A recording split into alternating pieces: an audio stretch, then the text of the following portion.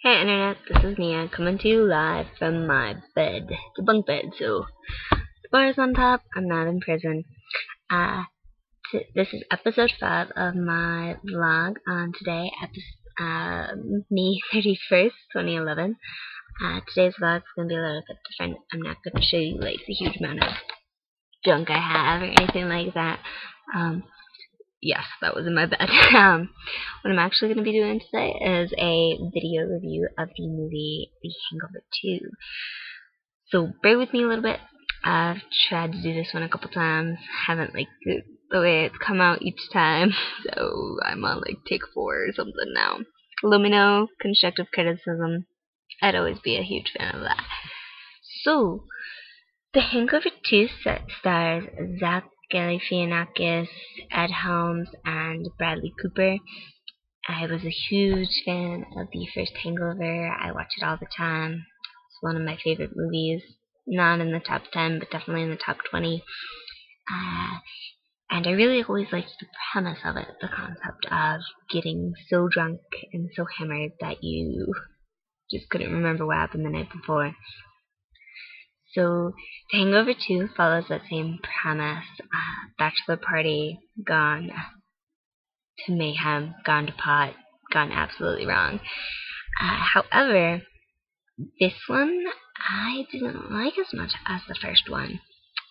But a quick plot summary is Stu is now getting married. He is not married to the same hooker from the first one. They, annulment, divorce, I don't know, they never talk about it. But he's getting ready to marry Lauren, played by the beautiful Jamie Chung, and they are going to have their wedding in Thailand due to family traditions and the fact that her dad is a complete and utter jerk. Insert word here. And she's going to get married in Thailand, and Stu doesn't want a bachelor party, because we all remember what happened at Doug's party. Things didn't go too hot. So he just wants a bachelor brunch. He doesn't want Alan at his wedding. He barely invited Doug and Stu to this wedding. That's how bad Stu has gotten. To Las Vegas, and the events there seem to have traumatized him quite deeply. But if Alan and Stu and Doug weren't there, then we wouldn't have the movie The Hangover 2. So Alan ends up going. They end up going to Thailand. They have one too many brewskis. They call up Mr. Chong. Remember him? He was the short little Asian man who got locked in a trunk and was like, "You want to suck on my little cock?" And all kinds of funny things from the first one. Well, he makes a reappearance alongside Interpol, the Russian mafia, a drug-carrying monkey, and a Buddhist monk who has taken a vow of silence. I think he's Buddhist. He's a monk. Anyway, so quick synopsis. They go to Thailand, drink one too many brewskis, wake up the next day with Mr. Chong, and no memory of what happened the night before.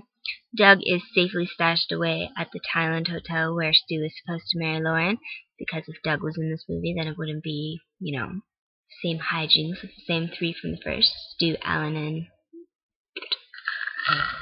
Oh my gosh!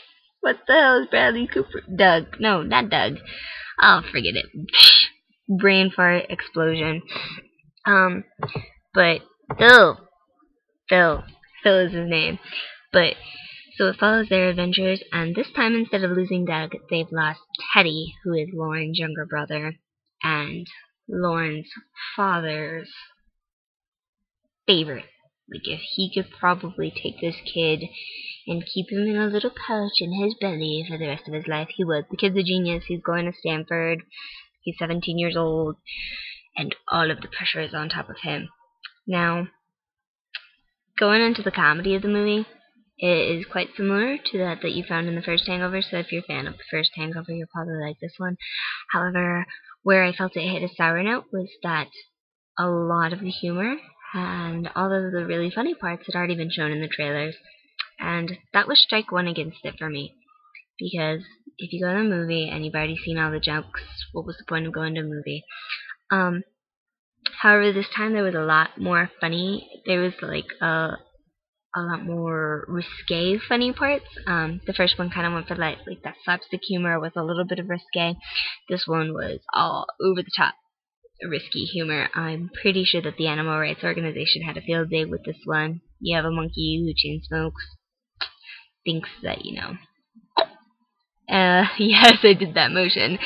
And he also is a drug mule. You have a pig who gets like sliced in half.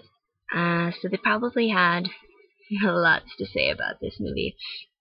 The problem I also had was that in the first movie, the characters, you liked them a little bit better. I mean, Alan was the really stupid one. Stu was the staid, stodgy guy who didn't know what was going on, but was kind of a jerk the entire time.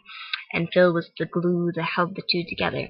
You have that not here, but where Zach Galifianakis' character is hilarious like always. He really held up the first movie. He holds up this one as well.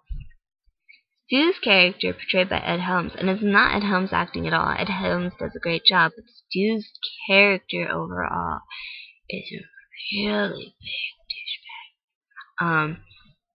He's not that fun, like, staid, like, straight man, where all the humor bounces off of him, and you're like, haha, that guy has no clue what's going on, and it's so great. He's a jerk. He's mean, and he kind of has become, like, this angry, bitter dude. So when one of the scenes in the movie happens against him, you don't really feel bad for the guy. You just think it's awesome that it happened to him. At least that was me. It involved a Taiwanese hooker, if you're wondering. So I'd recommend seeing that part. That part was pretty hilarious. There were some really funny parts in it. The only issue I had with it was that a lot of the humor was exactly the same as from the first one. You have the kid who's gotten lost. They do check the roof. That would be stupid if it was the same exact thing. But they check the roof. They're trying to find him. Interpol gets involved. Crime Lord Syndication gets involved because Mr. Chung is involved.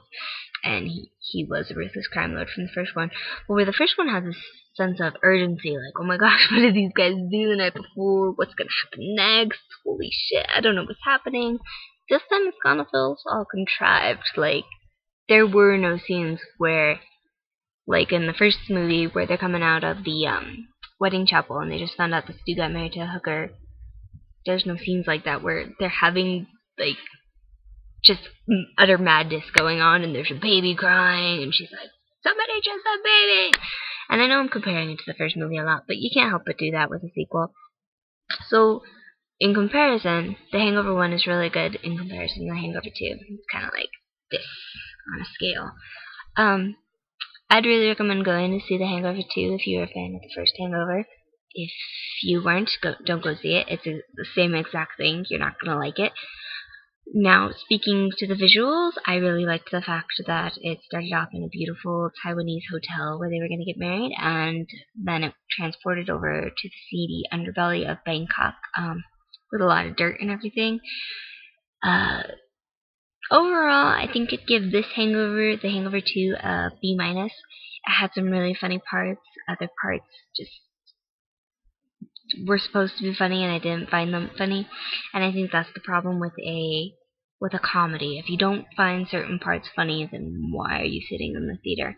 I'm gonna rewatch it this week, so maybe I'll have different feelings about it. I'll let you know in my next vlog or blog.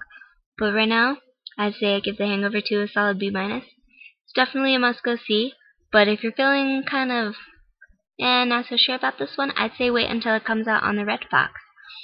That's all for the Nia. That's all for this review. Yeah, I just referred to myself in the third person. Thanks for watching this, guys. I hope you have a great night or day, wherever you are. This is Nia, and I'm out.